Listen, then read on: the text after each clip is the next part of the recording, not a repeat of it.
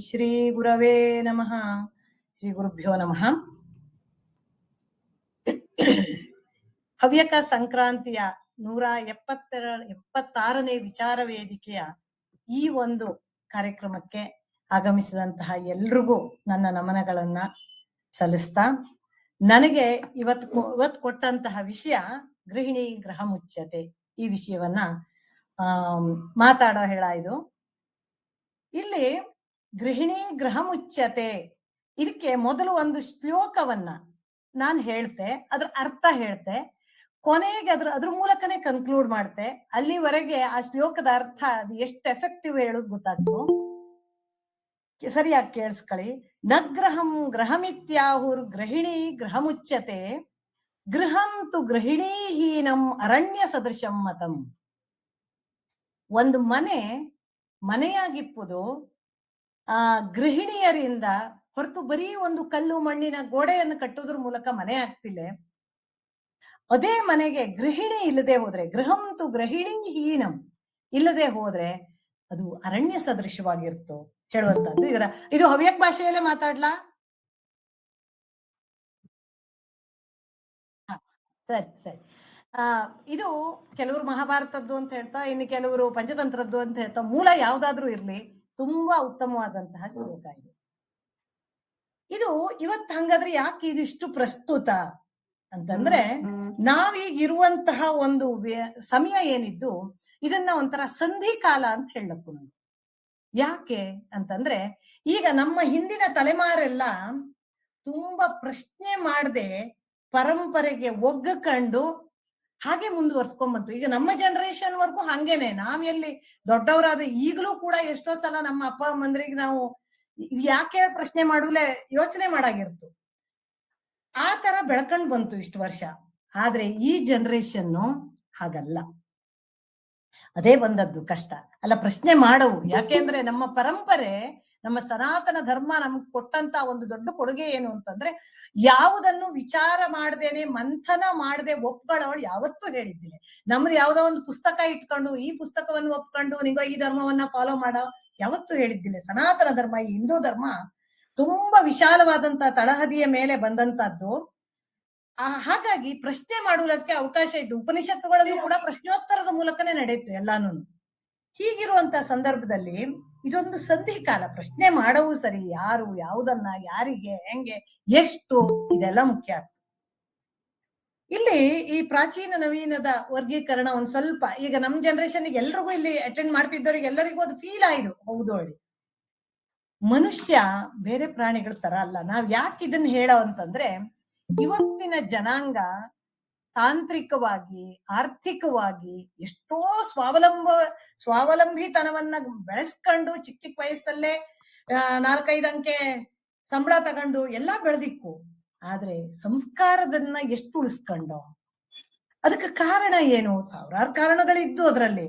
ಆದ್ರೆ ಇವತ್ತು ಗೃಹಿಣಿ ಗೃಹ ಮುಚ್ಚತೆ ಅನ್ನುವಂತಹ ಈ ಒಂದು ಕವಲಿನಲ್ಲಿ ಹೋದ್ರೆ ಏನ್ ಮಾಡ್ಲಕ್ಕು?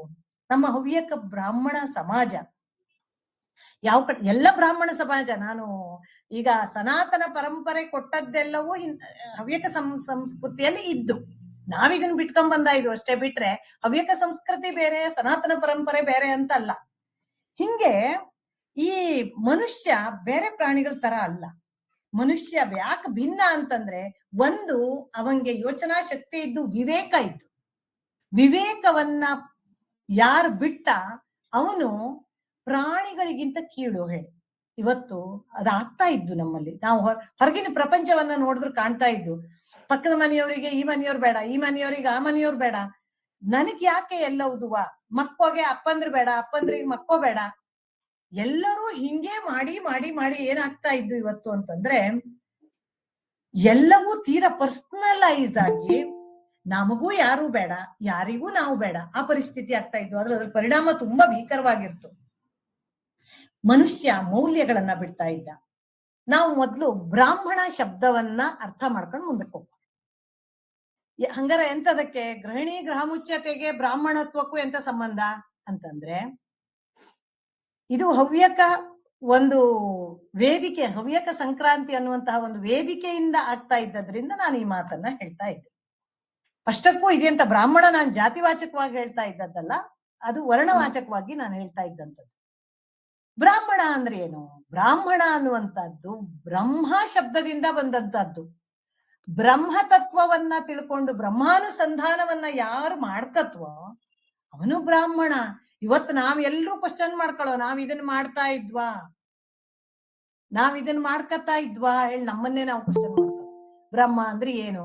ಎಂತದೋ ಒಂದು ಮೂರ್ತಿ ಚತುರ್ಮುಖ ಬ್ರಹ್ಮ ಎಂತದೋ ಒಂದು. ಆದ್ರೆ ಬ್ರಾಹ್ಮಣ ಶಬ್ದಕ್ಕೆ ಎಂತೆಂತ ಅದ್ಭುತವಾದ ಅರ್ಥ ಇದ್ದು ಅಂತಂದ್ರೆ, ಬ್ರಹ್ಮವನ್ನ ತಿಳಿದವನು ಬ್ರಾಹ್ಮಣ, ವೇದಾರ್ಥವನ್ನ ತಿಳಿದವನು ಬ್ರಾಹ್ಮಣ, ಧರ್ಮದಲ್ಲಿ ಶ್ರದ್ಧೆ ಇಟ್ಟು ನಡೆಯುವಂತವನು ಬ್ರಾಹ್ಮಣ. ಈಗ ನಾವ್ ಯಾರೋಳು ಗೊತ್ತಾಗ್ತು. ನಿಜವಾದ ಬ್ರಾಹ್ಮಣ ಅಂತಂದ್ರೆ ಜುಟ್ಟು ಜನವಾರ ಅಲ್ಲ, ನೆನಪಿಟ್ಕೊಳ್ಳವು. ಇವತ್ತು ನಾವು ಬರೀ ಸಾಂಕೇತಿಕವಾದಂತ ಕೆಲವೊಂದು ಅಂಶಗಳನ್ನ ಇಟ್ಕೊಂಡು ನಮ್ಮ ಬ್ರಾಹ್ಮಣರು ನಾವು ಹೇಳ್ಕತ್ತಿದ್ದ ಇದು. ಇವತ್ತು ಸಮಾಜ ನಮ್ಮನ್ನ ಟೀಕೆ ಟಿಪ್ಪಣಿಗಳನ್ನ ಮಾಡ್ತಿದ್ದು ಅಂತಂದ್ರೆ ಅದಕ್ಕೆ ನಾವೇ ಕಾರಣ. ಮೊದಲು ಒಂದು ಕಾಲ ಇತ್ತು, ಆ ತೇಜಸ್ವಿ ಆದಂತಹ ಒಬ್ಬ ಬ್ರಾಹ್ಮಣ ರಸ್ತೆಯಲ್ಲಿ ನಡ್ಕೊಂಡು ಹೋಗ್ತಾ ಇದ್ರೆ ಜಾಗ ಬಿಡ್ತಿದ್ದು. ಎಂತಕ್ಕೆ? ಅವನ ತೇಜಸ್ಸಂಗಿತ್ತು. ಇವತ್ತು ನಾವು ಅದನ್ನ ಉಳಿಸ್ಕೊಂಡ್ವಾ? ಯಾಕೆ ಅಂದ್ರೆ ತೇಜಸ್ಸು ಅಂದ್ರೆ ಪಟ್ಟೆ ಎಳ್ಕೊಂಡ್ರೆ ಜುಟ ಬಿಟ್ರೆ ಅದಲ್ಲ ನಾನು ಹೇಳ್ತಾ ಇದ್ದದ್ದು. ಆ ಅಂತರಂಗಿಕ ತೇಜಸ್ಸು ಒಂದಿರ್ತಲ್ದ ಮನುಷ್ಯನಿಗೆ, ಆ ತೇಜಸ್ಸು. ಅದಕ್ಕೆ ನಮ್ಮ ಪರಂಪರೆ ಧರ್ಮಶಾಸ್ತ್ರಗಳು ಹೇಳುವಂತದ್ದು ಏನು? ಬ್ರಾಹ್ಮಣ ಅಂದ್ರೆ ಯಾರು? ಶಮೋದಮಸ್ತಪಶೌಚಂ ಶಾಂತಿರಾರ್ಜರಮೇವಚ ಜ್ಞಾನಂ ವಿಜ್ಞಾನಮಾಸ್ತಿಕ್ಯಂ ಬ್ರಹ್ಮಕರ್ಮ ಸ್ವಭಾವಜಂ ಅಂತ ಡೆಫಿನಿಷನ್ ಹೇಳ್ತು. ಶಮ ಅಂದ್ರೆ ಏನು? ಬಾಹ್ಯ ಇಂದ್ರಿಯಗಳ ನಿಗ್ರಹ. ಕಣ್ಣು ಏನೋ ನೋಡ್ತು, ತಕ್ಷಣ ಅದ್ ಬೇಕು. ಬಾಯಂತೂ ಬಿಡಿ ಚಪಲ, ಏನೋ ಒಂದ್ ಕೇಳ್ತು ತಕ್ಷಣ ಬೇಕು. ಅಂದ್ರೆ ಈ ಇಂದ್ರಿಯಗಳು, ಪಂಚೇಂದ್ರಿಯಗಳಿದ್ದಲ್ಲ, ಅದ್ರ ಮೂಲಕನೇ ಎಲ್ಲವುದು ಒಪ್ಪುದು ವೇರಿಯೇಷನ್. ಈ ಬಾಹ್ಯ ನಿಗ್ರಹ, ದಮಃ, ಅಂತರ್ನಿಗ್ರಹ.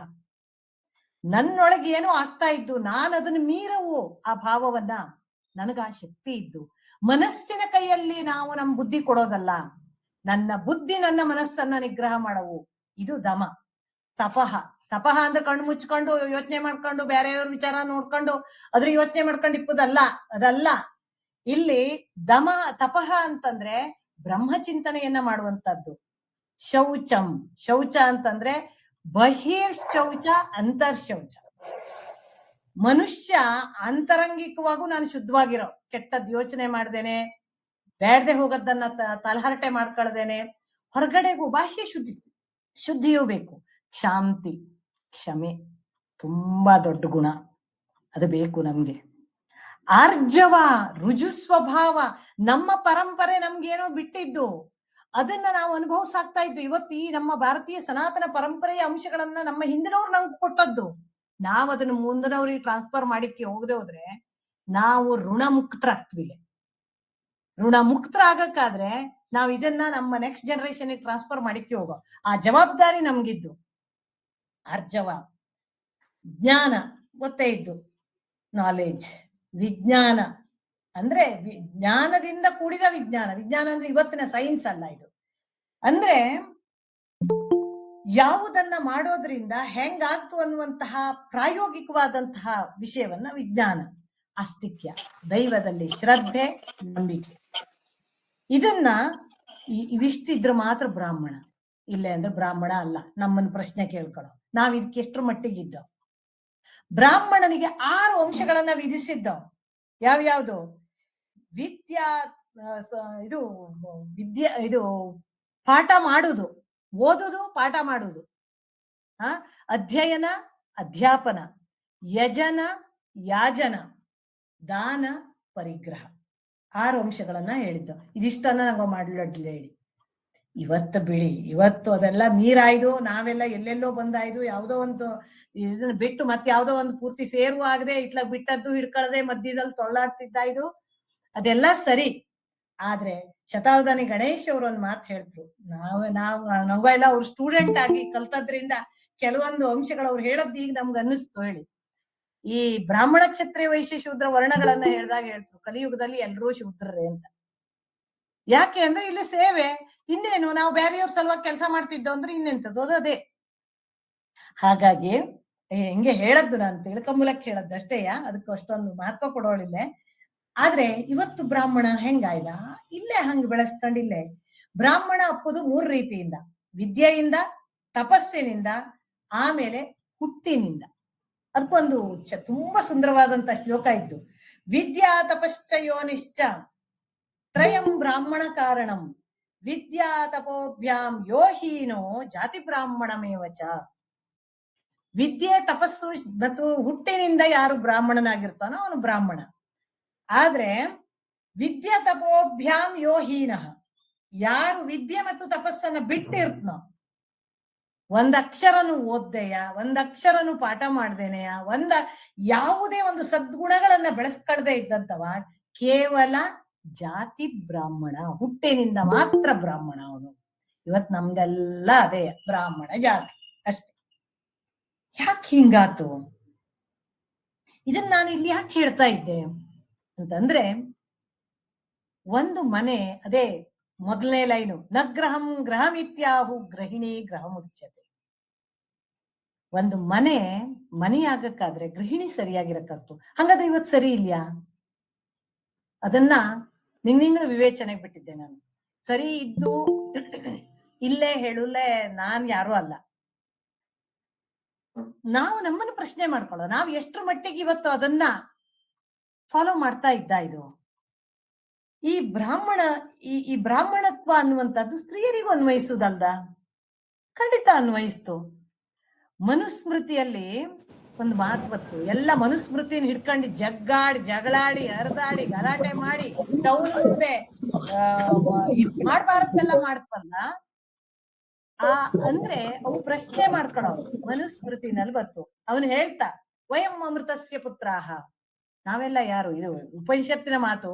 ವಯಂ ಅಮೃತಸ್ಯ ಪುತ್ರಾಹ, ನಾವೆಲ್ಲ ಹೌದು ಭಗವಂತನ ಮಕ್ಕಳು ನಾವೆಲ್ಲ. ಹಿಂಗಿರಕ್ಕಾದ್ರೆ ಇಲ್ಲಿ ಹೆಣ್ಣು ಬೇರೆ ಗಂಡು ಬೇರೆ, ಆ ಭಾವ ಬೇಡ.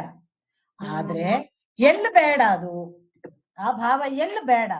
ಪ್ರಾಕೃತಿಕವಾಗಿ ಜಗತ್ತು ಸೃಷ್ಟಿ ಆಗಕ್ಕಾದ್ರೆ ಒಂದಿಷ್ಟು ಹಿಂಗೆ ಒಂದಿಷ್ಟು ಹಂಗೆ ಹೇಳಿರ್ತು. ಹೇಳ್ತಾ ಪರಮಾತ್ಮ ತನ್ನ ದೇಹವನ್ನ 2 ಭಾಗವನ್ನಾಗಿ, ಮನುಸ್ಮೃತಿಯಲ್ಲಿ ಬಪ್ಪು ಮಾತು ಇದು, ತನ್ನ ಶರೀರವನ್ನ 2 ಭಾಗ ಮಾಡಿ ಒಂದನ್ನ ಪುರುಷರನ್ನಾಗಿಸಿದ, ಇನ್ನೊಂದು ಸ್ತ್ರೀಯರನ್ನಾಗಿಸಿದ್ದಾಳೆ. ಅಂದ್ರೆ ಅಷ್ಟು ಅಭೇದತೆ ಮೊದಲಿಂದ ಬಂದು.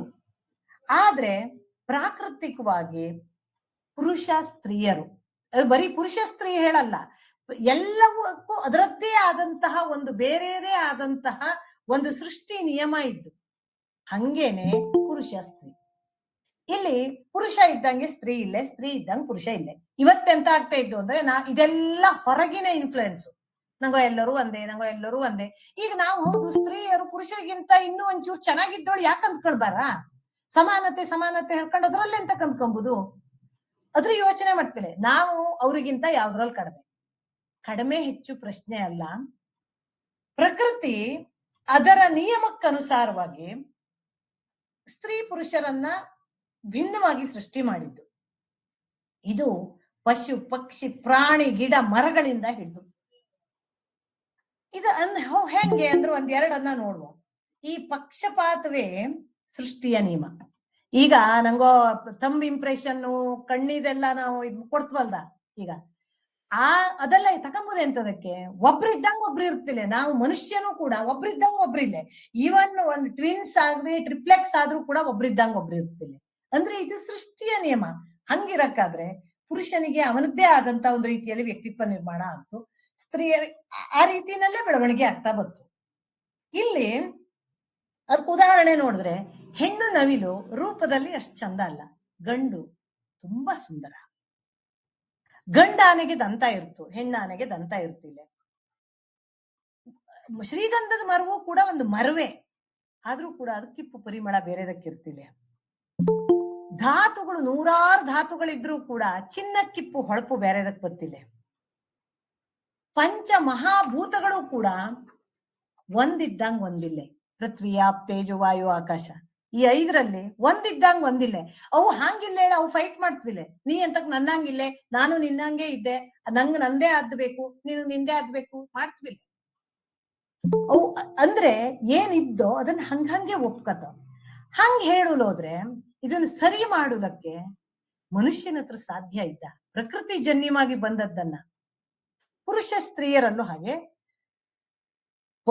ಭೌತಿಕ ಶರೀರ ಶಾರೀರಿಕವಾಗಿ ಪುರುಷನಿಗಿಂತ ಸ್ತ್ರೀ ಒಂದ್ ಸ್ವಲ್ಪ ಎಡಕ್ ಬತ್ತು.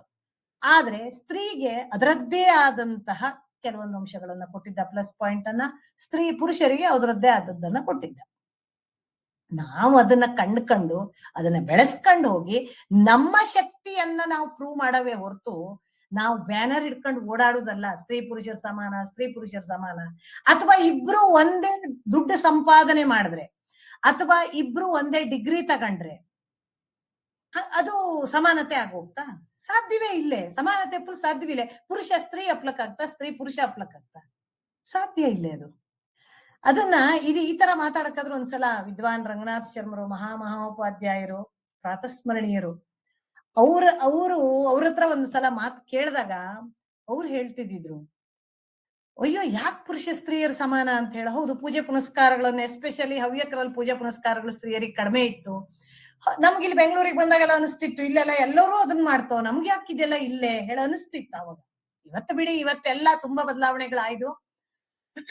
ಆವಾಗ ಅವ್ರೊಂದ್ ಮಾತು ಹೇಳಿದ್ರು, ಗೃಹಿಣಿಯ ಕರ್ತವ್ಯ ಏನು? ಮೊದಲನೇದಾಗಿ ಶಾರೀರಿಕವಾಗಿ ಒಂದು ಮಗುವನ್ನ ತನ್ನ ಶರೀರದಲ್ಲಿ, ಉದರದಲ್ಲಿ ಧರಿಸಿ 9 ತಿಂಗಳು ಅದ್ರ ಪೋಷಣೆ ಮಾಡಿ ಅಷ್ಟು ಕಷ್ಟಪಟ್ಟು ಅದನ್ನ ಜಗತ್ತಿಗೆ ತಂದು ಅದರ ಎಲ್ಲ ಕೆಲಸಗಳನ್ನ ಮಾಡಿ ಅದನ್ನ ಬೆಳೆಸುವಂತ ಜವಾಬ್ದಾರಿ ತಾಯಿದೆ.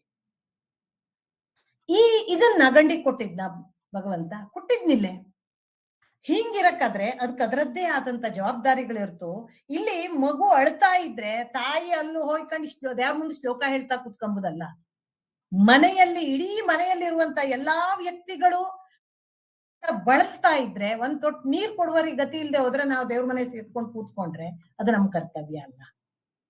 ಅಂದ್ರೆ ಪುರುಷನಿಗೆ ಹೆಂಗೆ ಸ್ತ್ರೀಯನ್ನ ತನ್ನ ಕಣ್ಣಲ್ಲಿ ಕಣ್ಣಿಟ್ಟು ನೋಡ್ಕೊಂಬು ಜವಾಬ್ದಾರಿಯನ್ನ ಕೊಟ್ಟುವೋ, ಮನುಸ್ಮೃತಿ ಅಂತಲ್ಲಿ ಹೆಂಗ್ ಕೊಟ್ಟುವೋ ಹಂಗೇನೆ ಸ್ತ್ರೀಯರಿಗೆ ಗಂಡ ಬದುಕಿಗೆ ದುಡಿಯುವಂತದ್ದನ್ನ ಗಂಡನಿಗೆ ಕೊಟ್ಟಂಗೆ ಅದರ ವಿನಿಯೋಗವನ್ನ ಹೆಣ್ಣಿಗೆ ಕೊಟ್ಟಿದ್ದು ನಮ್ಮ ಪರಂಪರೆ.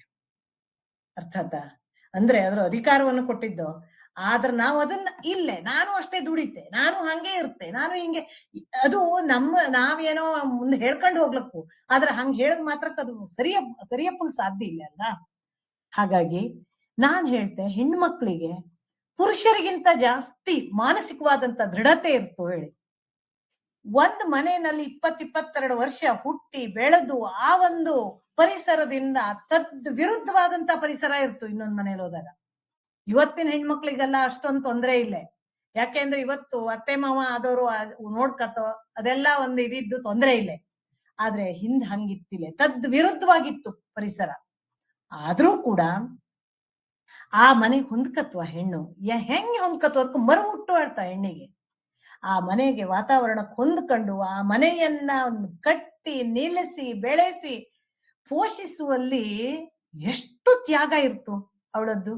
ಇದೆಲ್ಲ ನಾವು ಗಂಡಿಗೆ ಹೋಲಿಸ್ಕೊಂಬ್ಲಕ್ಕಾಗ್ತಾ? ಸಾಧ್ಯ ಇಲ್ಲೇ. ಆದ್ರೆ ನಾವ್ ಇದನ್ನ ಎಂತಕ್ ಸಮಾನತೆ ಹೋರಾಡೋ. ನನ್ನ ಶಕ್ತಿ ನನಗೆ, ನನ್ನ ಗಂಡನ ಶಕ್ತಿ ನನ್ನ ಗಂಡನಿಗೆ. ಅದನ್ನ ಬಿಟ್ಬಿಟ್ಟು ಒಂದೇ ಹೇಳಕ್ ಒಪ್ಲಕ್ಕಾಗ? ನಂಗೋಕೆ ಇಷ್ಟು ಜವಾಬ್ದಾರಿ ಇರ್ತು. ಮೊನ್ನೆ ಯಾರೋ ಮಾತಾಡ್ತಾ ಇದ್ದಿದ್ದು ನಂಗೆ ಕೇಳಿ ಹೌದಲ್ಲ ಅನಿಸ್ತು. ಮನೆಯಲ್ಲಿ ಸಣ್ಣ ಪುಟ್ಟ ಹಾಡು, ಇವತ್ತಿಷ್ಟೊಂದು ಜನ ಭಜನೆಗಳನ್ನೆಲ್ಲ ಮಾಡಿದ್ವಲ್ಲ, ಈ ಭಜನೆ ಹಾಡು, ಭಗವದ್ಗೀತೆ ಶ್ಲೋಕಗಳು ಇದೆಲ್ಲ ಕೇಳಿ ಬೆಳದ್ದು ನಂಗೋ ಎಲ್ಲ. ಅವಾಗ ಮನೆಯಲ್ಲಿ ಅದೆಲ್ಲ ವಾತಾವರಣ ಇತ್ತು. ನನ್ನ ಅಜ್ಜಿ ಒಂದಿತ್ತು, ಅದಕ್ಕೆ ವಿದ್ಯಾಭ್ಯಾಸ ಇಲ್ಲದೆ ಹೋದ್ರು ಕೂಡ ಬೇರೆಯವ್ರ ಹತ್ರ ಓದಿಸಿ ಕೇಳ್ಕತಿತ್ತು. ಇಡೀ ಮನೆಯವ್ರು ಕೇಳಕ್ಕಾಗಿತ್ತು, ಅಷ್ಟು ದೊಡ್ಡದಾಗಿ ಓದಕ್ಕಾಗಿತ್ತು. ಅಂದ್ರೆ ಅದ್ರ ಪರಿಣಾಮ ಆಗ್ತು. ಇವತ್ತದು ಎಲ್ಲೂ ಇಲ್ಲೇ. ಅದಕ್ಕೆ ಅವ್ರು ಹೇಳ್ತಿದ್ದ, ಹೆಣ್ಣಿಗೆ ವೇದಾಧಿಕಾರ ಇಲ್ಲೇ ತಾಯಂದ್ರಿಗೆ ಮಾಡಿ ಇವತ್ತಿನ ಮಕ್ಕಳಿಗೆ ವೇದ ಅಂದ್ರೆ ಎಂತದ್ರೊಳಗೆ ಗೊತ್ತಿಲ್ದೋದಂಗ ಇದೋಳಿ. ಇಲ್ಲೇ ಅಂದ್ರೆ ಅದು ಮನೆಯಲ್ಲಿ ದೋಸೆ ಬೀಸಕ್ಕಾದ್ರೋ, ನೀರ್ ಸೇದಕ್ಕಾರೋ, ಸ್ನಾನ ಮಾಡ್ಸಕ್ಕಾರೋ, ಎಂಥದ್ದೋ ಒಂದು ಕಾಲದಲ್ಲಿ ಅದನ್ನ ಹೇಳ್ತಾ ಹೇಳ್ತಾ ಹೇಳ್ತಾ ಹೇಳ್ತಾ ಅದು ಮಕ್ಕಳಿಗೆ ಹರಿದು ಬರ್ತಿತ್ತು. ಅದು ಮೊದ್ಲೆಲ್ಲ ಬಾಯಿಪಾಠ ಎಂತ ಇವತ್ತಿನ ತರ ಹೆಣ್ಮಕ್ಳು ಕೂತ್ ಪಾಠ ಮಾಡ್ತಿದ್ವ ಮಕ್ಳಿಗೆ ಕೆಲ್ಸ ಪಾಪ 24 ಗಂಟೆ ಎಚ್ಚರ ಇದ್ದಷ್ಟು ಹೊತ್ತು ಕೆಲ್ಸ ಅದನ್ನ ಮಾಡ್ತೇನೆ ಮಕ್ಳಿಗೆ ಕಲಿಸ್ತಿದ್ದ. ಅಂದ್ರೆ ನಾವು ನಾವು ತಾಯಂದ್ರು ಒಂದು ಚೂರು ಜಾರದ್ರೆ ಏನಾಗ್ತು. ನನಗೆ ಖಂಡಿತ ನಮ್ಮ ತಲೆಮಾರು, ನಮ್ಮ ಹಿಂದಿನ ತಲೆಮಾರಿನ ಬಗ್ಗೆ ತುಂಬಾ ಸಿಂಪತಿ ಇದ್ದು ನಾನು ಕೆಲವೆಲ್ಲ ಕಣ್ಣಾರೆ ನೋಡಿದ್ದೆ ಜಗತ್ತಲ್ಲಿ ಏನೇನ್ ನಡೀತಾ ಇದ್ದು ಹೇಳುವುದನ್ನ. ಆ ಆ ಸಂದರ್ಭದಲ್ಲಿ ಆದಂತಹ ದೋಷಗಳಿಗೆ ಈ ಜನರೇಷನ್ ಕಾರಣ ಅಲ್ಲ. ಈ ಜನರೇಷನ್ ನಲ್ಲಿ ಅದರ ರಿವೆಂಜ್ ತೀರ್ಸ್ಕೊಂಬುದಲ್ಲ. ತುಂಬಾ ಜನರನ್ನ ನಾನು ಲೇಡೀಸ್ ಅನ್ನ ಎಷ್ಟೋ ಜನರ ಹತ್ರ ಮಾತಾಡಿದಾಗ ಅವ್ರು ಹೇಳ್ತಾವ್ ನಾವ್ ಪಟ್ಟ ಕಷ್ಟ ನಮ್ಮ ಮಕ್ಕಳು ಕೊಡುದು ಬೇಡಪ್ಪ, ನಾವ್ ಈ ಮನೆಗ್ ಪಟ್ಟ ಕಷ್ಟ ಸಾಕು. ಆದ್ರೆ ಯಾರುನು ನಾನ್ ಹೆಂಗ್ ಬಂದ್ ಕಟ್ಟು ನಿಲ್ಲಿಸದ್ನೋ ಈ ಮನೆನ ನನ್ನ ಮಗಳು ಹಂಗೆ ಕಟ್ಕೊಳ್ಳಿ, ನನ್ನ ಮಗನು ಹಂಗೆ ಕಟ್ಕೊಳ್ಳಿ. ನಾನು ಇಲ್ಲಿ ಬರೀ ಹೆಣ್ಮಕ್ಳಿಗೆ ಮಾತ್ರ ಹೇಳ್ತಾ ಇದ್ದದ್ದಲ್ಲ, ಎಲ್ರಿಗೂ. ಯಾಕಂದ್ಕತ್ವಿಲ್ಲೇ ನಂಗೋ ಇದನ್ನ. ಇದರಲ್ಲಿ ಗಂಡು ಮಕ್ಕಳಿಗೆ ಇದಕ್ಕೂ ಹೆಣ್ಮಕ್ಳಿಗೆ ಇರೋ ಸಂಸ್ಕಾರವನ್ನು ಕೊಡುವ ಜವಾಬ್ದಾರಿಯಲ್ಲಿ ತಾಯಿಯದೇ ಮುಖ್ಯ ಪಾತ್ರ.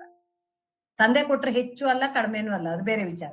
ಯಾಕೆಂದ್ರೆ ನನಗೆ ಇದೊಂದು ವಿಷಯಕ್ಕೆ ಯಾವತ್ತಿದ್ರು ನಮ್ಮ ರಾಮಚಂದ್ರಾಪುರ ಮಠದಲ್ಲಿ ನಾ ಹೇಳ್ತಾ ಇರ್ತೆ ಯಾವಾಗ್ಲೂ, ನಮ್ಮ ಜನರೇಷನ್ ನಲ್ಲಿ ನಮಗಿಂತ ಹಿಂದಿನ ಜನರೇಷನ್ ಅವರೆಲ್ಲ ಪಾಪ ತುಂಬಾ ಸಫರ್ ಆಯ್ತು. ಒಂದು ಮದುವೆ ಅಂತ ಅನ್ನುವಂತದ್ದು ಆ ಕಾಲದಲ್ಲಿ ಅಷ್ಟು ಕಷ್ಟ ಇತ್ತು ಹೆಣ್ಮಕ್ಳ ಪರಿಸ್ಥಿತಿ. ಆವಾಗ ಯಾವ ಮಠ ಮಂದಿರಗಳಿರ್ಲಿಕ್ಕೂ ಈ ತರ ಸಂಘಟನೆಗಳಿದ್ದಿಕ್ಕೂ ಒಂದೇ ಒಂದು ಕೈ ಜೋಡಿಸಿ ನಮ್ಮ ಹೆಣ್ಮಕ್ಳು ಹೆಲ್ಪ್ ಮಾಡಿದ್ದಿಲ್ಲ. ಆದ್ರೆ ನಮ್ಮ ಹೆಣ್ಮಕ್ಳು ಹೋದ ಮನೆಯಲ್ಲಿ ಚೆನ್ನಾಗಿ ಹೊಂದ್ಕೊಂಡು ಆ ಒಂದು ಕಷ್ಟ ನೋವು ಎಲ್ಲವನ್ನ ಮರ್ತ್ಕೊಂಡು ಅವ್ರ ಜೊತೆ ಬೆರ್ತಿದ್ದು. ಅದರಿಂದಾಗಿ ಸಂಸಾರ, ಕುಟುಂಬ, ಕೌಟುಂಬಿಕ ವ್ಯವಸ್ಥೆ ಉಳ್ಕಂತು. ಕೌಟುಂಬಿಕ ವ್ಯವಸ್ಥೆ ಉಳ್ಕೊಂಡದ್ರಿಂದ ಸಮಾಜ ಉಳತ್ತು. ಆದ್ರೆ ಇವತ್ ಯಾಕೆ ಹೆಣ್ಣು ಸಿಕ್ತಿಲ್ಲ ಹೇಳಿ ಏನೇನೆಲ್ಲ ಸರ್ಕಸ್ಗಳೆಲ್ಲ ಮಾಡ್ತಾ ಇದ್ದು ಅಂತಂದ್ರೆ ಇದೇ ಕಾರಣಕ್ಕೆ. ಅವತ್ ಯಾರು ನೋಡಿದ್ವಿಲಿ ಅಲ್ದ. ನಾನ್ ಹೇಳ್ತಿರೋದು ಇದು ಸ್ಟ್ರೆಂಗ್ತ್, ನಾನು ಹೇಳ್ತಾ ಇದ್ದದ್ದು ಇದು ನಾನ್ ದುಃಖದಿಂದ ಹೇಳುವುದಲ್ಲ. ಆದ್ರೂ ನಾವು ಸರ್ವೈವ್ ಆದವಾಗ. ಹಂಗಾಗಿ ಮಹಿಳೆಯರು ಸಮಾಜದಲ್ಲಿ ದೊಡ್ಡ ಪಾತ್ರ ವಹಿಸ್ತೋಳಿ.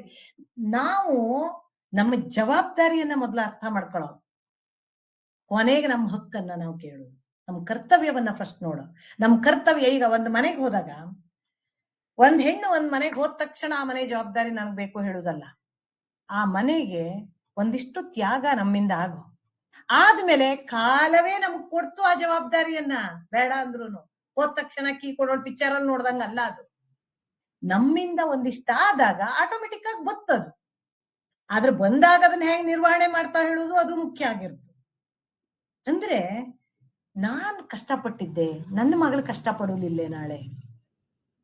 ಮತ್ತೆ ಅವತ್ತಿನ ಸಮಾಜ ಅಲ್ಲ ಇವತ್ತು ತುಂಬಾ ಬದಲಾವಣೆ ಆಯ್ತು. ಎಲ್ಲರನ್ನೂ ಚೆನ್ನಾಗಿ ನೋಡ್ಕೊಂಬಂತ ಪರಿಸ್ಥಿತಿ ಇತ್ತು.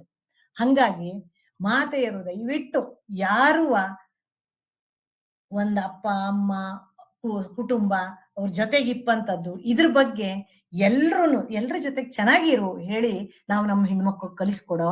ಗಂಡ ಮಕ್ಕಳಿಗೆ ಅದ್ರ ಅಪ್ಪ ಅಮ್ಮ, ಅದ್ರ ಕುಟುಂಬ, ಅದ್ರ ಬಂಧು ಮಿತ್ರ ಎಲ್ಲರೂ ನಮ್ದು ಅನ್ನುವಂತಹ ಆ ಒಂದು ಅವಿಭಕ್ತ ಕುಟುಂಬದ ಭಾವವನ್ನ ಹುಡುಗನಲ್ಲೂ ತುಂಬ.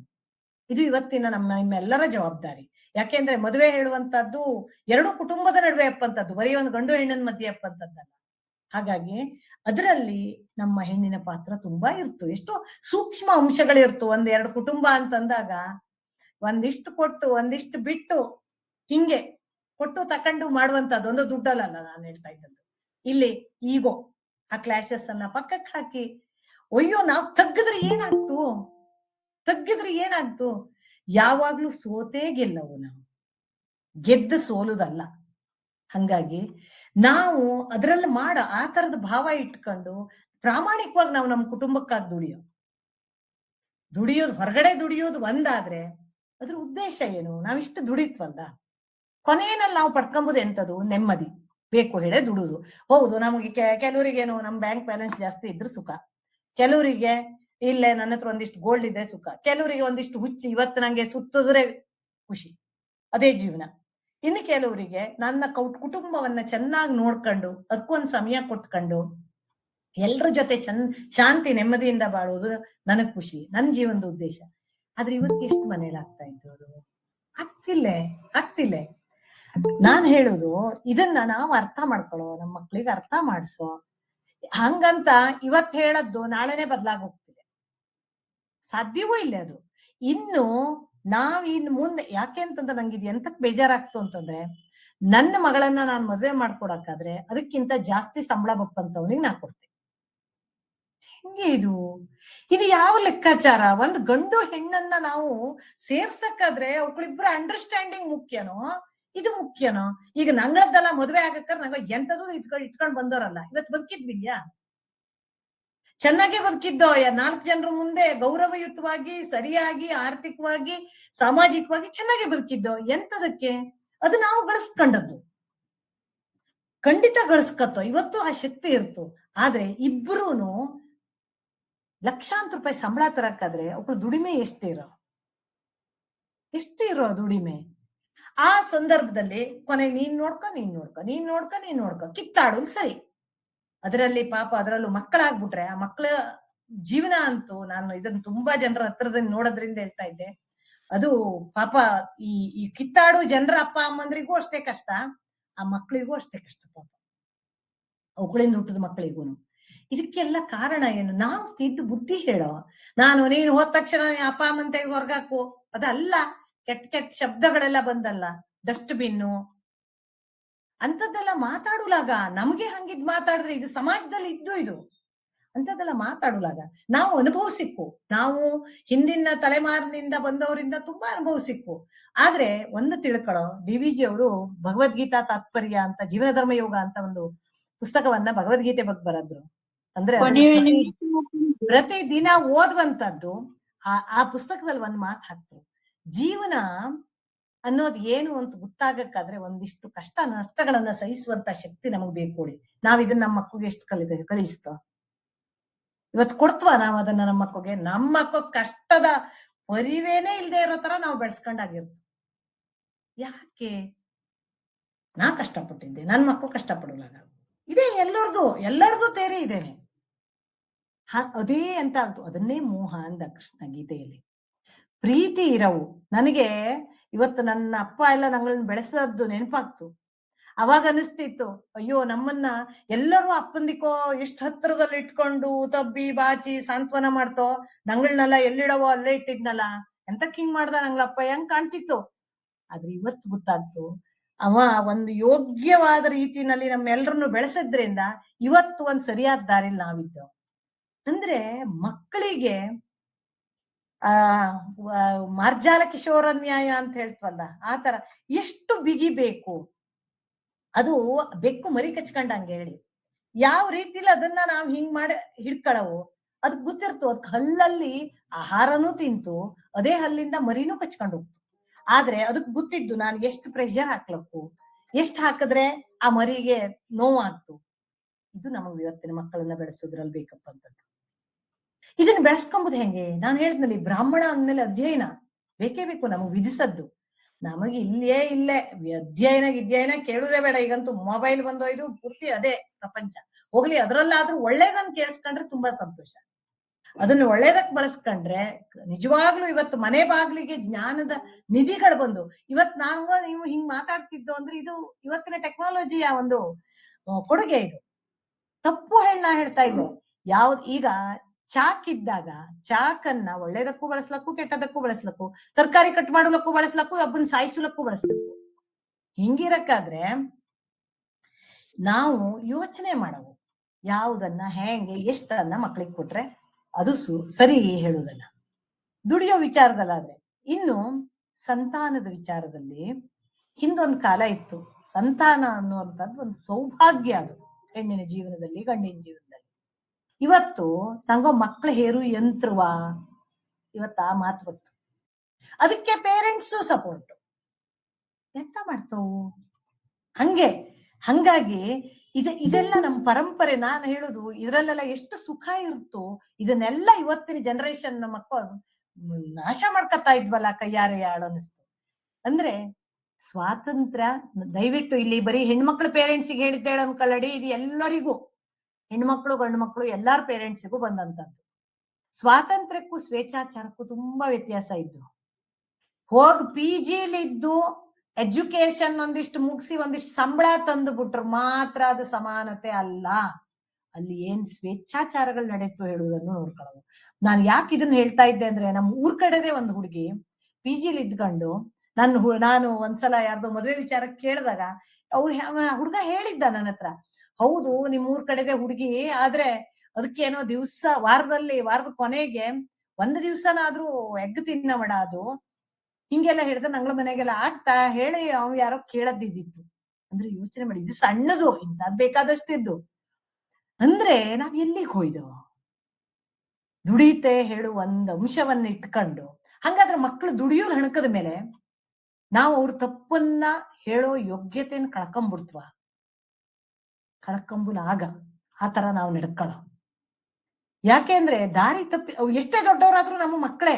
ಅಂದ್ರೆ ಅವಳು ದೈನಂದಿನ ಜೀವನದಲ್ಲಿ ನಾವು ಇಂಟರ್ಫಿಯರ್ ಆಗೋಳಲ್ಲ. ತಪ್ಪು ದಾರಿ ಹಿಡಿದಂತ ಸಂದರ್ಭದಲ್ಲಿ ನಾವು ಅದನ್ನ ಗಮನಿಸವಲ್ದ? ಎಲ್ಲಿ ತಪ್ಪದ ಇವು ಹೇಳುವುದನ್ನ? ಹಾಗಾಗಿ ಸ್ವಾತಂತ್ರ್ಯ ಅಂತ ಇವಾಗ ಉದಾಹರಣೆಗೆ ನನಗೆ ರೋಡಲ್ಲಿ ಗಾಡಿ ಓಡಿಸ್ಕೊಂಡು ಹೋಗು ಸ್ವಾತಂತ್ರ್ಯ ನಂಗೆ ಇದ್ದು ಹೇಳ್ಕೊಂಡು ಬಿರಿ ಗಾಡಿ ಓಡಿಸ್ಕೊಂಡು ಹೋಗ್ಬಿಟ್ಟು ಬಿಡ್ತ್ವಾ? ಅವಾಗ ಎಂತ ಮಾಡ್ತಾವ? ತೆಗೆದು ಹಾಕ್ತಾ ಪೊಲೀಸ್ ಸ್ಟೇಷನ್ಗೆ ನಂಗಳನ್ನ. ಹಂಗೆ ಇದು ಬಾಹ್ಯವಾಗಾದ್ರೆ ಆಂತರಿಕವಾಗಿ ನಮ್ಗೊಂದು ಶಿಸ್ತು ಬೇಕು, ಒಂದು ಕರ್ತವ್ಯಗಳಿರ್ತು ನಮ್ಗೆ. ಅದನ್ನೇ ಧರ್ಮ ಹೇಳ್ತಾವ. ಧರ್ಮ ಅಂತರಂಗದ ಪ್ರಜ್ಞೆಗ್ ಬೇಕು. ಧಾರಣಾತ್ ಧರ್ಮ ಅಂತ ಹೇಳ್ತಾವ. ಧರ್ಮದ ವ್ಯಾಖ್ಯಾನ ತುಂಬಾ ಇದ್ದು ಬಿಡಿ, ಅದಿನ್ ಯಾವತ್ತಾದ್ರೂ ಬೇಕಾದಾಗ ಮಾತಾಡುವ. ಅಂದ್ರೆ ಧರ್ಮ ಅನ್ನುವಂಥದ್ದು ಎಷ್ಟು ದೊಡ್ಡದು. ಹಿಂಗ ಆರತಿ ಮಾಡ್ತಾರೋ, ಹಿಂಗ ಹಾಕ್ತಾರೋ, ಹಿಂಗ್ ಹೂವು ಹಾಕ್ತಾರೋ, ಹಿಂಗೆ ಉದಿನ ಕಡ್ಡಿ ಹಚ್ಚತ್ರೋ, ಇಷ್ಟ ಹಚ್ಚತ್ರೋ, ಡಬಲ್ ಬತ್ತಿ ಹಾಕ್ತಾರೋ, ಈ ಎಣ್ಣೆ ಹಾಕ್ತಾರೋ, ಇದು ಧರ್ಮ ಅಲ್ಲ ತಿಳ್ಕೊಳ್ಳಿ. ಇದು ಆಚರಣೆ, ಬರೀ ಆಚರಣೆ. ಧರ್ಮ ಅನ್ನುವಂಥದ್ದು ಧಾರಣಾ ಧರ್ಮ, ನಮ್ಮನ್ನ ತಾಳಿಸಿ ಬಾಳಿಸಿ ಪೋಷಿಸುವಂತದ್ದಕ್ಕೆ ಧರ್ಮ ಅಂತ.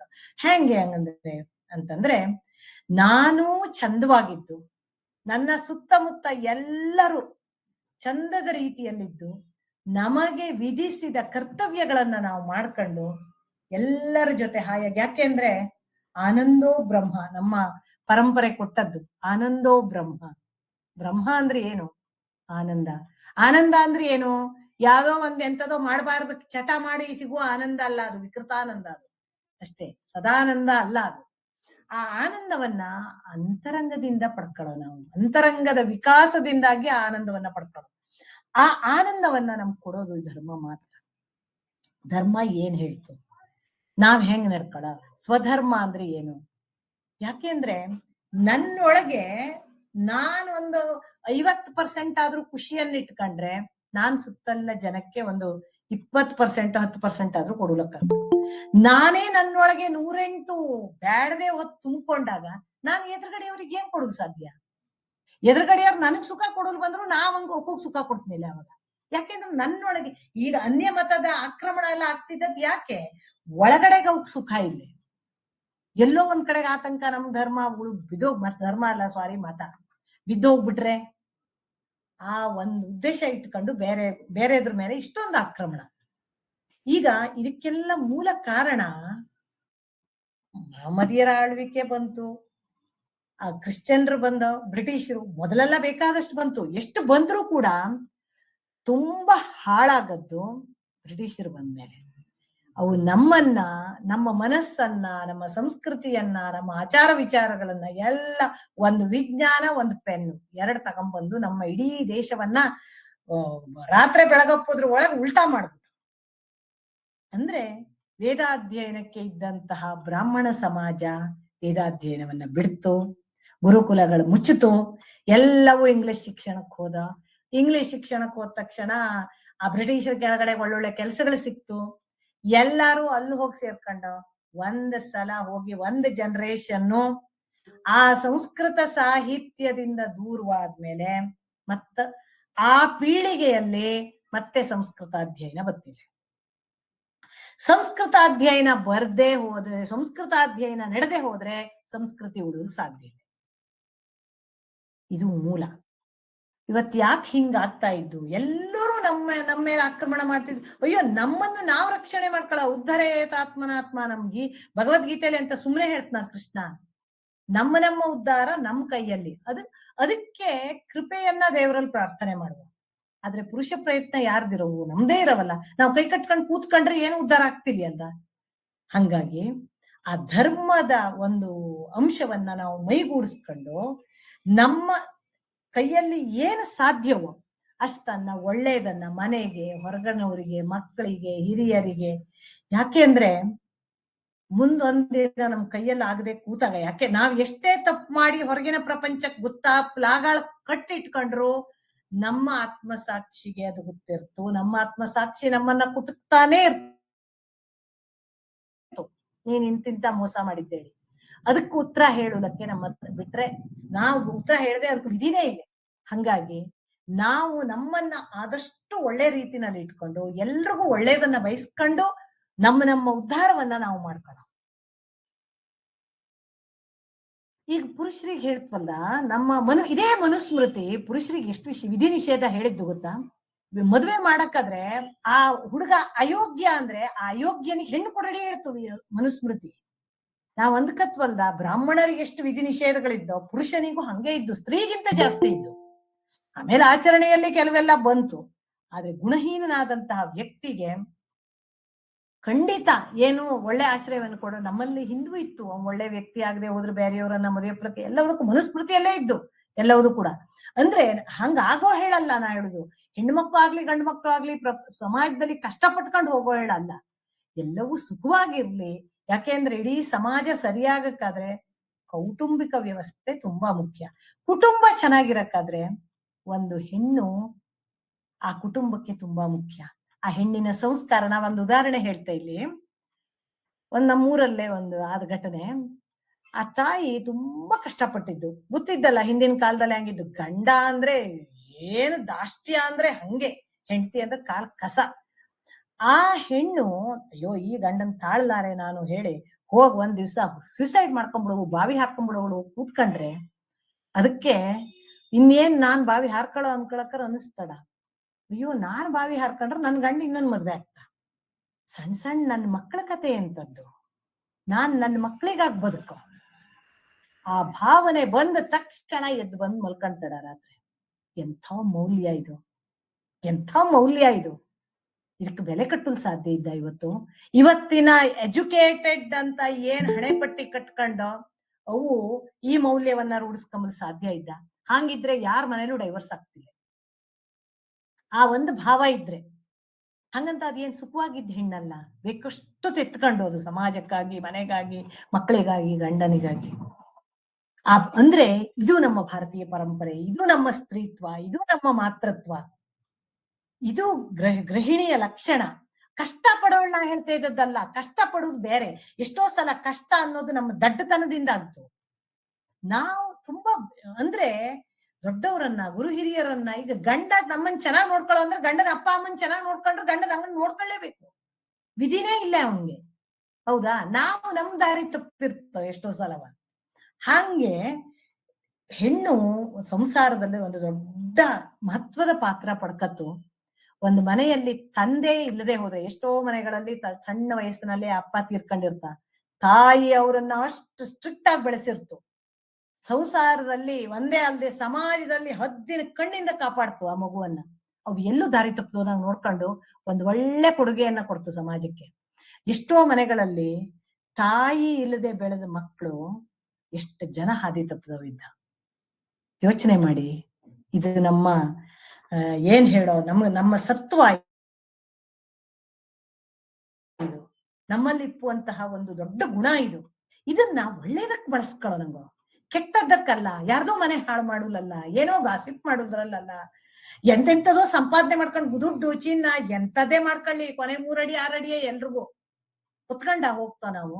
ಯಾವ್ದನ್ನು ಎಲ್ಲಿಗೂ ತಗೊಂಡು ಹೋಗ್ಲಕ್ಕಾಗ್ತಿಲ್ಲ. ಎಲ್ರಿಗೂ ಬೇಕು, ಎಷ್ಟಿದ್ರು ಹೊಟ್ಟೆ ತುಂಬುವಷ್ಟೇ ಅನ್ನ. ಇದರಲ್ಲಿ ನಮ್ಮ ವ್ಯಕ್ತಿತ್ವವನ್ನ, ಯಾಕೆಂದ್ರೆ ಮನುಷ್ಯ ಜನ್ಮ ದುರ್ಲಭ, ದಾಸರವಾಣಿಯೇ ಹೇಳಿದ್ದು. ನಾವು ಯಾವ ರೀತಿ ಕಳೆದೋ, ನಮ್ಮ ಜೀವನವನ್ನ ನಾವು ಹೆಂಗ ಮುಗಿಸ್ಕೊಂಡೋ ಅದು ಮುಖ್ಯ. ಅದಕ್ಕೆ ನಾನು ಹೇಳುದು, ಸ್ತ್ರೀಯರು ನಾವ್ ಎಂತೆಂತದಕ್ಕೂ ಹಠ ಮಾಡಾಗಿರ್ತು. ಒಂದ್ ಟ್ರಿಪ್ಪಿಗೆ ಹೋಗ್ತಿಲ್ಲ ಹೇಳಿ ಹಠ ಮಾಡಾಗಿರ್ತು. ಒಂದ್ ನಾನ್ ಅಂದ್ಕೊಂಡದ್ ಮನೆಗ್ ತತ್ವಿಲ್ಲ ಹೇಳಿ ಹಠ ಮಾಡಾಗಿರ್ತು. ಗಂಡಸ್ರು ಮನೆಗ್ ಬ್ಯಾಗ್ ಬತ್ವಿಲ್ಲ ಹೇಳಿ ಹಠ ಮಾಡಾಗಿರ್ತು. ನನ್ ಬಗ್ಗೆ ಕೇರ್ ಮಾಡ್ತಿಲ್ಲ ಹೇಳಿ ಹಠ ಮಾಡಾಗಿರ್ತು. ಆದ್ರೆ ನಮ್ಮ ಬ್ರಾಹ್ಮಣತ್ವವನ್ನ ಉಳಿಸ್ಕೊಂಬುದೆ ಯಾವುದೇ ಇರ್ಬೇಕು, ಒಕ್ಕಳ ಸಂಧ್ಯಾ ವಂದನೇನೋ, ಒಕ್ಕಳ ರೀತಿ ರಿವಾಜುಗಳ, ಒಕ್ಕಳ ಹಬ್ಬ ಹರಿದಿನಗಳ ಆಚರಣೆನೋ, ನಂದ್ ಹೆಚ್ಚು ನಿಂದ್ ಹೆಚ್ಚು ಅಲ್ಲ. ಆ ಮನೆಗೆ ಅನುಗುಣವಾಗಿ ಯಾವ ರೀತಿ ಆಚರಣೆಗಳು ಬೇಕೋ ಅದನ್ನ ಆಚರಣೆ ಮಾಡ್ಕೊಂಡು, ಇದ್ರಲ್ಲಿ ಯಾಕೆ ನಮ್ ಹಠ ಇರ್ಬಾರ?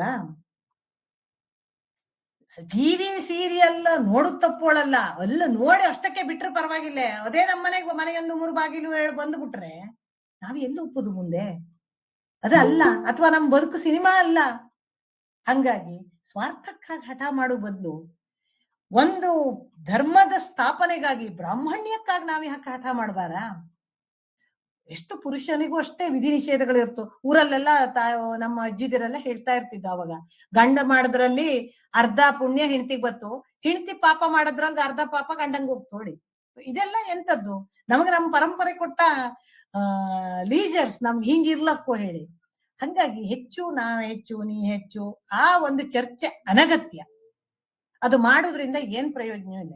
ಹಾಗಾಗಿ ಸುಸಂಸ್ಕೃತವಾದಂತ ಸ್ತ್ರೀಯಿಂದ ಮಾತ್ರ ಸುಸಂಸ್ಕೃತ ಸಮಾಜ ಸಾಧ್ಯವೇ ಹೊರತು 108 ಡಿಗ್ರಿ ಸಂಪಾದನೆ ಮಾಡ್ಕೊಂಡದ್ರಿಂದ, ಲಕ್ಷಾಂತರ ರೂಪಾಯಿ ದುಡುದ್ರಿಂದ ಯಾವ ಸಮಾಜೋದ್ಧಾರವೂ ಆಗ್ತಿಲ್ಲ.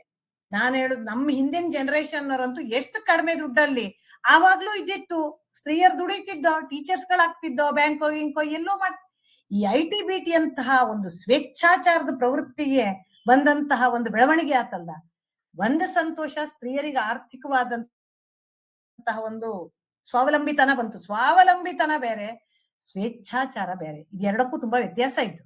ಮೊದಲು ಎಷ್ಟು ಪಾಪ ಎಷ್ಟೋ ಕುಟುಂಬಗಳಲ್ಲಿ ಗಂಡ ಒಂದ್ ಕಡೆ ಕೆಲಸ, ಹೆಂಡತಿ ಒಂದ್ ಕಡೆ ಕೆಲಸ. ಪಾಪ ರಿಟೈರ್ಡ್ ಅಪ್ಪಲಿವರೆಗೂ ಒಂದ್ ಕಡೆಗೆ ಇಪ್ಪುಲ್ ಆಗೋದಂತ ಎಷ್ಟೋ ಕುಟುಂಬಗಳಿತ್ತು, ಟ್ರಾನ್ಸ್ಫರ್ ಎಲ್ಲ ಆಗದೇನೆ. ಆದ್ರೆ ಒಬ್ಬಳು ಡೈವರ್ಸ್ ಆಯ್ದಿಲ್ಲ.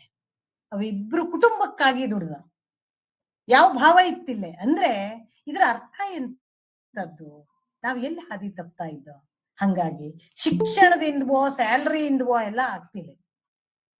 ಮಕ್ಕಳಿಗಾಗಿ ತಾಯಿ ಬದುಕೋ, ಕುಟುಂಬಕ್ಕಾಗಿ ತಾಯಿ ಬದುಕೋ. ಅಂದ್ರೆ ಗಂಡಸರಿಗೆ ಜವಾಬ್ದಾರಿ ಇಲ್ಲ ಹೇಳಲ್ಲ, ಖಂಡಿತ ಜವಾಬ್ದಾರಿ ಇತ್ತು. ಅದ್ರ ಜೊತೆಗೆ ನಮ್ಮ ಪಾಲುದಾರಿಕೆ ಜಾಸ್ತಿ ಇರ್ತು ಹೇಳಿ. ಈಗ ಮೊದಲಿನ ಶ್ಲೋಕ ನಾನು ಮತ್ತೆ ಕನೆಕ್ಟ್ ಮಾಡ್ತೇನೆ. ಯಾಕೆಂದ್ರೆ ಮೊದಲು ಯಾಕೆ ಅದು ಬಂತು ಹಂಗೆ? ನಗ್ರಹಂ ಗೃಹಮಿತ್ಯಾಹುರ್ ಗೃಹಿಣಿ ಗೃಹಮುಚ್ಯತೆ, ಗೃಹಂ ತು ಗೃಹಿಣೀಹೀನಂ ಅರಣ್ಯ ಸದೃಶಂ ಮತಂ. ಒಂದು ಮನೆ ಗೃಹಿಣಿಯಿಂದ ಮಾತ್ರ ಅದು ಜೀವಂತಿಕೆಯನ್ನ ಪಡ್ಕತ್ತು. ಹಂಗಾಗಿ ಅದಕ್ಕೆ ಗೃಹ ಮನೆ ಹೇಳ್ತೋ. ಅದೇ ಒಂದು ಗೃಹಿಣಿ ಮನೆಯಲ್ಲಿ ಇಲ್ಲದೆ ಹೋದ್ರೆ, ಆ ಗೃಹಿಣಿ ಹೇಳುವ ಅರ್ಥದಲ್ಲಿದ್ದಂತ ಸ್ತ್ರೀ ಮಾತ್ರ ನಾನು ಹೇಳುದು, ಅದು ಅರಣ್ಯ ಸದೃಶ್ಯವಾಗಿರ್ತು ನೋಡಿ. ಅದಕ್ಕೆ ಯಾವ ಕಳೆ ಇರ್ತಿಲ್ಲ, ಯಾವ ವಾತ್ಸಲ್ಯ ಇರ್ತಿಲ್ಲ, ನೀವು ಎಷ್ಟೋ ಕಡೆಗೆ ನೋಡಿ ಪ್ರೇಮ್, ಎಂಥ ಬಡತನದಲ್ಲಿರೋ ಮನೆಗೂ ಕೂಡ ನಾವು ಹೋದ್ರೆ ಏನೋ ಒಂದು ಒಳ್ಳೆ ಫೀಲಿಂಗ್ ಬತ್ತು. ಎಷ್ಟು ರಿಚ್ ಆಗಿದ್ದು, ಎಂತ ಆಗರ್ಭ ಶ್ರೀಮಂತರಾದ್ರೂ ಅವ್ರ ಮನೆಗೆ ಹೋದ್ರೆ ಏನೋ ಒಂದು ಕೊರತೆ ಕಾಣ್ತು. ಎಲ್ಲಿ ಅಂದ್ರೆ ಇದು ಆ ಮನೆಯ ಗೃಹಿಣಿಯಲ್ಲಿ. ಎಂಥವ್ರೇ ಬಂದ್ರು ಖುಷಿಯಿಂದ ಸ್ವಾಗತ ಮಾಡಿ ನಮ್ ಕೈಯಲ್ಲಾಗದ್ದು ಯಾವ್ದು ಇಲ್ಲಿ ಪ್ರತಿಷ್ಠೆ ಅಲ್ಲ. ಕೊಟ್ಟು ಮಾಡಿ 4 ಜನರ ಜೊತೆ ಒಳ್ಳೆ ಮಾತಾಡ್ಕೊಂಡು ಖುಷಿಯಾಗಿದ್ದು ಖುಷಿಯಾಗಿ ಕಳ್ಕೊಂಡು ಒಪ್ಪೋ, ನಮ್ಗಿಂತ ಜನ್ಮ ಕೊಟ್ಟಿದ್ದ ಭಗವಂತ. ಆ ಭಾವದಲ್ಲಿ ನಮ್ಮ ಕೆಲಸವನ್ನ ಮಾಡುವ, ನಮ್ಮ ಬ್ರಾಹ್ಮಣತ್ವವನ್ನ ಉಳಿಸ್ಕೊಂಬೋ. ಯಾಕೆಂದ್ರೆ ನಾವು ಋಣಮುಕ್ತರ ಆಗ್ತಿಲ್ಲ ಇಲ್ಲಿ. ಅಂದ್ರೆ ಅಧ್ಯಯನ ಅಧ್ಯಾಪನವನ್ನ ಪುರುಷ ಸ್ತ್ರೀ ಭೇದವಿಲ್ಲದೆ ಎಲ್ರೂ ಮಾಡ ಓದ ಕಡೆಗೆ 4 ಜನರಿಗೆ ಅದನ್ನ ಹೇಳ. ಅಧ್ಯಯನ ಅಧ್ಯಾಪನ ಇದನ್ನಂತೂ ಮಾಡ್ಲೇಬೇಕು. ಹಂಗಾಗಿ ಈ ಒಂದು ಅಂಶಗಳನ್ನ ಹೇಳ್ತಾ, ನನಗೆ ಈ ಹವ್ಯಕ ಸಂಕ್ರಾಂತಿ ಈ ವೇದಿಕೆಯಿಂದ ಇದಕ್ಕೊಂದು ಅವಕಾಶ ಕೊಟ್ಟಿದ್ದಕ್ಕೆ ಈ ಗುಂಪಿನ ಎಲ್ಲ ಸದಸ್ಯರಿಗೂ, ಇವತ್ತು ಈ ಕಾರ್ಯಕ್ರಮಕ್ಕೆ ಜಾಯಿನ್ ಆದಂತಹ ಎಲ್ಲರಿಗೂ ಕೂಡ ನನ್ನ ನಮನಗಳನ್ನ ಸಲ್ಲಿಸ್ತೆ. ಇದರಲ್ಲಿ ಏನಾದ್ರೂ ತಪ್ಪಿದ್ರೆ ನಂದು, ಇದರಲ್ಲಿ ಒಳಿತಿದ್ರೆ ಈ ಒಂದು ಪರಂಪರೆದು ಅಂತ ಹೇಳ್ತಾ ನನ್ನ ಮಾತನ್ನ ಮುಗಿಸ್ತೆ. ನಮಸ್ಕಾರ.